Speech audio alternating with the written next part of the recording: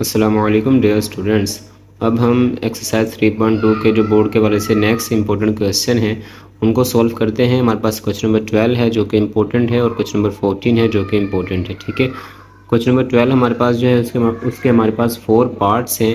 Number 1 जो हमारे पास उसका पार्ट है, find the magnitude of vector A. This हमें वेक्टर गिवन है -2y + 3j - 4k। हमसे कह रहे हैं कि इसका मैग्नीट्यूड फाइंड करें। तो देखिए हमने इसको सोल्व किया हुआ है। ठीक है, हमारे पास ये क्वेश्चन है नंबर 12, इसका पार्ट हमारे पास ए है, find the magnitude of vector this vector. ठीक है, तो हमने वेक्टर को एज इट इज़ लिखा, मैग्नीट्यूड का हमने फॉर्मूला लिखा x² + y² + z²। ठीक है, और हमने इसमें जो इसके कोफिशिएंट थे हमने उनकी वैल्यू इसमें पुट कर दी। 2 - 2 का स्क्वायर, 3 का स्क्वायर, 4 का स्क्वायर, हमारे पास 2 का स्क्वायर 4, 3 का स्क्वायर 9, -4 का स्क्वायर 16, माइनस का 2 था ये। ठीक है, तो हमारे पास ये हो गया टोटल, इनको प्लस किया है, हमारे पास आंसर आ गया है इसका √29। तो इस तरह हमने इसका मैग्नीट्यूड फाइंड कर लिया। इसका हमारे पास जो पार्ट बी है वो हमारे पास है, find the value of T. कह रहे हैं टी की वैल्यू फाइंड करें if the vector this and this, हमें दो वेक्टर गिवन है, हैव द सेम मैग्नीट्यूड। हमसे कह रहे हैं इनका मैग्नीट्यूड क्या है, सेम है। हमने ये क्वेश्चन यहाँ पर भी लिखा हुआ है। ठीक है, find the value of T, कह रहे हैं टी की वैल्यू फाइंड करें। हमारे पास ये जो दोनों वेक्टर हैं, ठीक है, कह रहे हैं इनका जो मैग्नीट्यूड है वो क्या है, सेम है। ठीक है, हमारे पास जो फर्स्ट वेक्टर है हमने उसे ए का नाम दे दिया -3i + 5j - 6k, और सेकंड वेक्टर को हमने बी का नाम दे दिया 2y - 3j + tk। ठीक है, हमसे इन्होंने कहा है कि इनका जो मैग्नीट्यूड है वो सेम है। तो हमने देखे मैग्नीट्यूड का फॉर्मूला लिखा ए के लिए, हमने और मैग्नीट्यूड का फॉर्मूला लिखा बी के लिए। इन्होंने कहा है मैग्नीट्यूड आर सेम, तो हमने क्या किया है, दोनों का मैग्नीट्यूड हमने आपस में इक्वल ले लिया हमने। ठीक है, हमारे पास क्या है, इनका मैग्नीट्यूड सेम है, तो हमने दोनों के मैग्नीट्यूड को एक दूसरे के इक्वल ले लिया हमने। इस तरफ ए का मैग्नीट्यूड, इस तरफ बी का मैग्नीट्यूड लिख दिया हमने। ठीक है, फॉर्मूला लिख दिया, और हमने दोनों के जो कंपोनेंट हमें गिवन थे हमने उनकी वैल्यू यहाँ पुट कर दी। ए के कंपोनेंट हमें क्या गिवन थे, -3, 5, -6। ठीक है, और बी के हमारे पास जो कंपोनेंट थे 2, -3, t। ठीक है, इन तीनों का हमने स्क्वायर यहाँ भी कर दिया, यहाँ भी स्क्वायर कर दिया। ठीक है, उसके बाद देखें हमारे पास -3 का स्क्वायर होगा +9। ठीक है, 5 का स्क्वायर 25, -6 का स्क्वायर 36, इन तीनों को प्लस करें √70 होगा। ऐसे हम इन तीनों का स्क्वायर करें, 2 का स्क्वायर 4, -3 का स्क्वायर 9, t का स्क्वायर ही रहेगा। ठीक है, 9 + 4 13 हो जाएगा। ठीक है हमारे पास, और ये हमारे पास टी का स्क्वायर एज इट आ जाएगा। अब हमने टी की वैल्यू फाइंड करनी है, तो हम क्या करेंगे, हम स्क्वायर रूट को ख़त्म करेंगे, taking square on both side लिया हमने जब स्क्वायर दोनों तरफ ले लिया इसके, तो हमने क्या किया, स्क्वायर से स्क्वायर रूट को कैंसिल कर दिया। हमने इनको ऐसे ही लिख दिया, स्क्वायर रूट से वैल्यू ख़त्म कर दी। अब हमारे पास क्या है, ये 13 यहाँ प्लस का है, इस तरफ आके माइनस का हो जाएगा, टी स्क्वायर इक्वल हो जाएगा 70 - 13।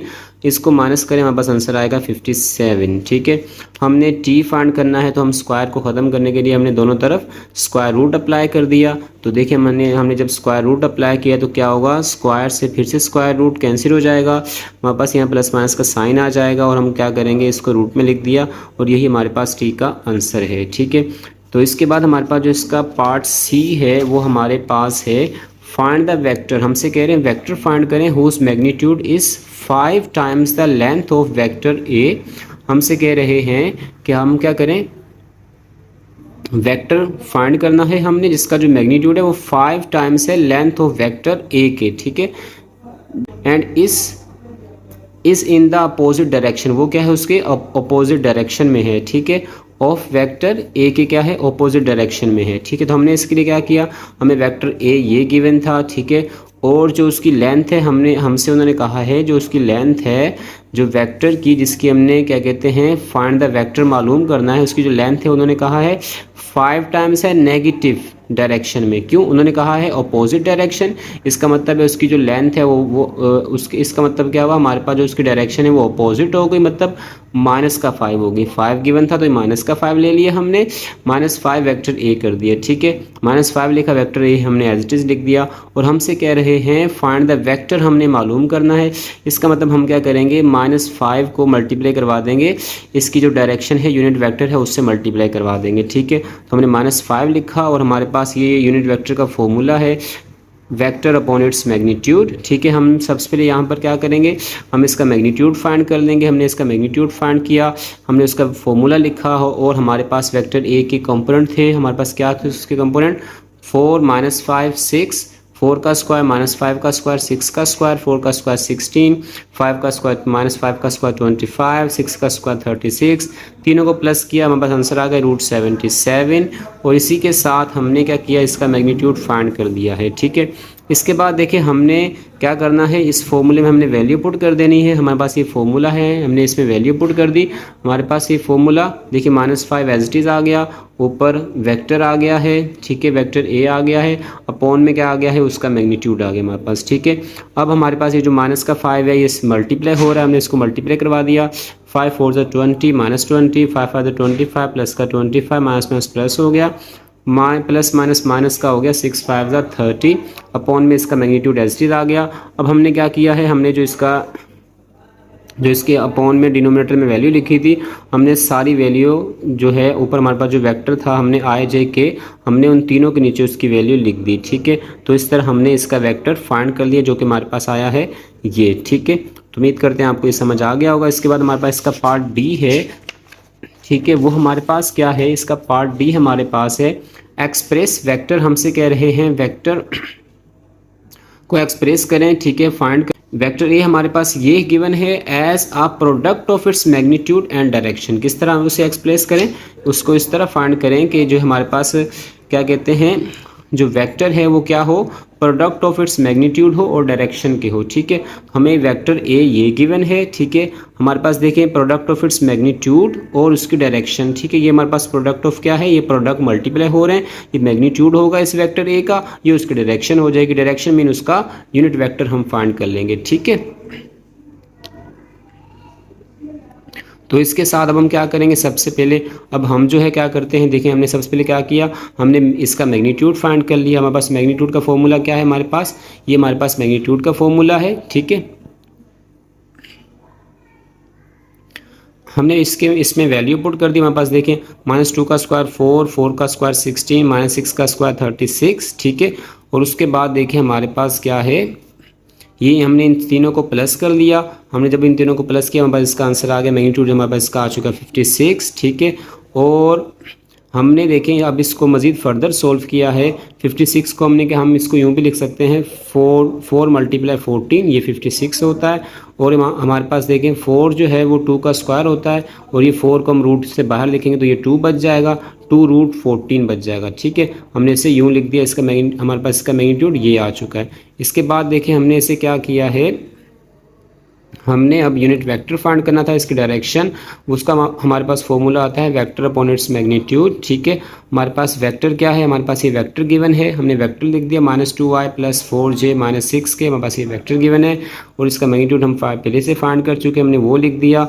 अब हमने यहाँ से तीनों में से हमने 2 कॉमन ले लिया। देखिए हमने यहाँ से 2 कॉमन ले लिया, हमारे पास यहाँ माइनस का i बच गया, और हमारे पास प्लस का 2j बच गया, माइनस का 3k बच गया। ठीक है, अब 2 से यहाँ कैंसिल हो गया, हमारे पास ये यूनिट वेक्टर इसकी डायरेक्शन आ चुकी है माइनस का i + 2j - 3k / √14। ठीक है, अब हमसे कहा गया था कि क्या कहते हैं, ये चीज़ फाइंड करें।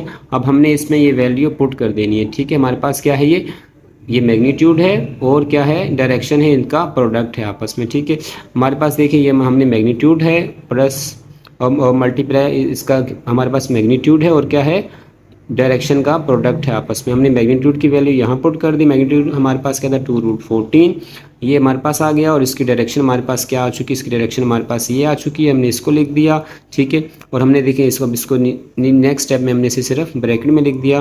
तो इस तरह हमने इस क्वेश्चन को सॉल्व कर लिया। उम्मीद करते हैं आपको ये भी समझ आ गया होगा। हमने इस तरह क्वेश्चन नंबर 12 को सॉल्व कर लिया। अब हम क्वेश्चन नंबर 14 को सॉल्व करते जो कि इम्पोर्टेंट है हमारे पास।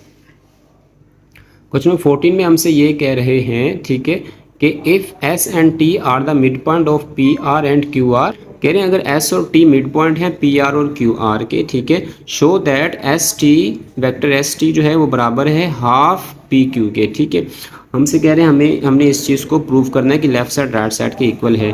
ठीक है, अब देखिए हमने क्या किया, एक लाइन ड्रॉ की, हमने उस पर तीनों हमने पॉइंट ले लिए, पी क्यू आर, हमने उस पर तीनों पॉइंट ले लिए। ये पी पॉइंट आ गया, ये क्यू आर पॉइंट आ गया, ये हमारे पास सेंटर पॉइंट आ गया क्यू पॉइंट, ठीक है। अब हमसे ये कह रहे हैं एस एंड टी वो क्या है, मिड पॉइंट हैं of P R and Q R के, ठीक है। देखिए ये पी और ये आर है, इसका मिड पॉइंट हमारे पास क्या है, ठीक है, एस है, ठीक है।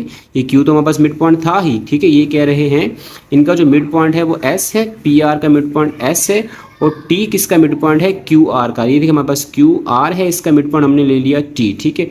तो इस तरह देखिए हमारे पास पी आर का मिड पॉइंट एस हो गया और क्यू आर का मिड पॉइंट हमारे पास हो चुका है टी।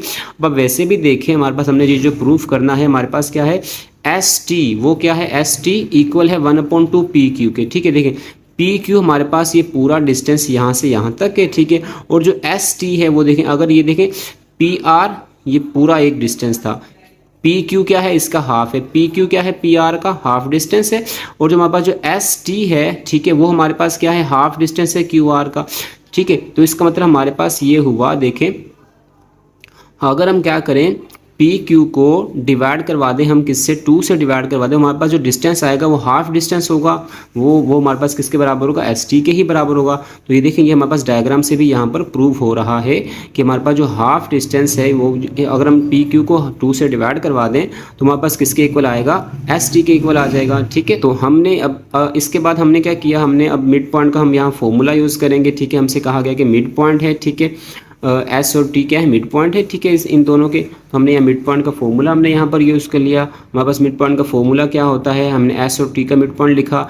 एस देखें मिड पॉइंट किसका है, पी और आर का है, पी प्लस आर अपॉन 2 कर दिया, ठीक है। और हमारे पास जो क्या कहते हैं, टी किसका मिड पॉइंट है, एस और मतलब क्यू और आर का है, टी किसका मिड पॉइंट है, क्यू और आर का मिड पॉइंट है, तो हमने इसकी जगह क्यू प्लस आर अपॉन 2 कर दिए, ठीक है।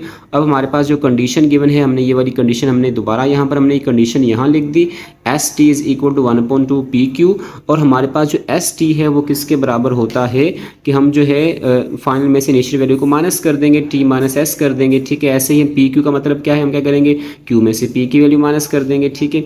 तो हमने इसको ये लिख दिया, ठीक है, इसका फॉर्मूला यहाँ लिख दिया।